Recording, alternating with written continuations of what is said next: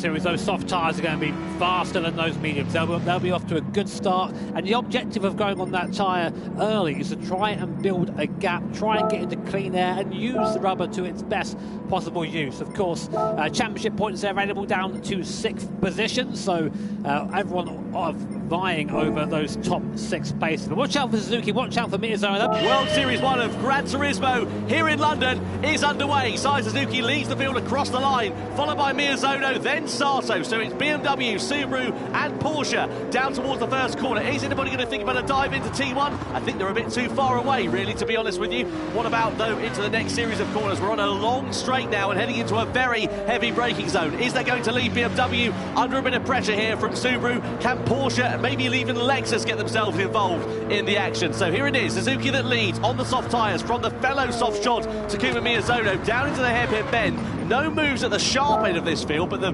rear of them looking pretty close actually into there. Yeah, everyone actually following line of stern through there. So Suzuki, Miyazono lead the pack. Look with the gap already between Miyazono and Sato in that Porsche behind, making use of that soft tyre for now. But as you say, Tom, a lot of medium speed corners here, and there is the dirty air that is thrown up by these Group 3 machines. So it's about being a little bit more, maybe a bit more careful in the corner than you'd like to be. Now Miyazono kind of hanging on for dear life here on the back on Suzuki in that BMW, using the toe to his best possible use, and he might be close enough for a go into the hairpin at the bottom here, but does he want to leave? That is the question. So on board now with Miyazono through this long twisted session, completely flat out in these Group 3 cars, and now we go towards the hairpin. Suzuki goes defensive in the BMW. Miyazono maybe looks to the inside. No, he stays there for now, and the positions remained unchanged at the front.